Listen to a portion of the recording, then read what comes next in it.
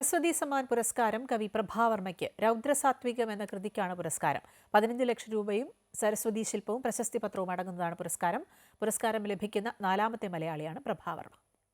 12 വർഷത്തിന് ശേഷമാണ് കവി പ്രഭാവർമ്മയിലൂടെ മലയാളത്തിലേക്ക് സരസ്വതി സമ്മാൻ പുരസ്കാരം എത്തുന്നത്. രൗദ്രസാത്വികം എന്ന കൃതിക്കാണ് പുരസ്കാരം. 2012-ൽ സുഗതകുമാരിക്കാണ് ഒടുവിൽ പുരസ്കാരം ലഭിച്ചത്. മണലെഴുത്ത് എന്ന കവിതാ സമാഹാരത്തിനായിരുന്നു പുരസ്കാരം ലഭിച്ചത്. പുരസ്കാരം ലഭിക്കുന്ന 4ാമത്തെ മലയാളിയാണ് പ്രഭാവർമ്മ. സരസ്വതി സമ്മാൻ കിട്ടിയതിൽ വലിയ സന്തോഷമെന്ന് കവി പ്രഭാവർമ്മ പ്രതികരിച്ചു. മലയാള സാഹിത്യത്തിന് കൈവരുന്ന വലിയ അംഗീകാരമാണ് പുരസ്കാരമെന്ന് അദ്ദേഹം പറഞ്ഞു. പുരസ്കാര തുക എന്ത് ചെയ്യണമെന്ന് തീരുമാനിച്ചിട്ടില്ലെന്നും പ്രഭാവർമ്മ കൂട്ടിച്ചേർത്തു. രൗദ്രസാത്വികം എന്ന കാവ്യ ആഖ്യായിക മുൻനിർത്തിയാണ് സരസ്വതി സമ്മാൻ ഇപ്പോൾ എനിക്ക് ലഭിക്കുന്നത് എന്ന വാക്ക് ഉപയോഗിക്കാൻ തന്നെ എനിക്ക് വലിയ സന്തോഷമില്ല.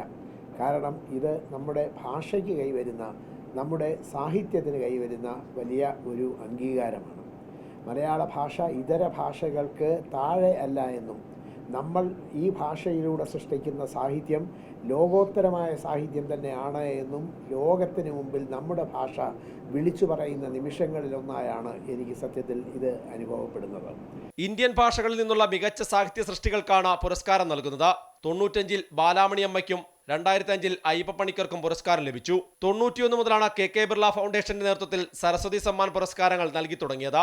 നൂറ്റാണ്ടിന്റെ കവി എന്നറിയപ്പെടുന്ന ഹരിവംശി റായ് ബച്ചനാണ് ആദ്യ പുരസ്കാര ജേതാവ്. 10 വർഷത്തിനുള്ളിൽ പ്രസിദ്ധീകരിച്ച കൃതികളിൽ നിന്നാണ് പുരസ്കാര ജേതാവിനെ കണ്ടെത്തുന്നത്.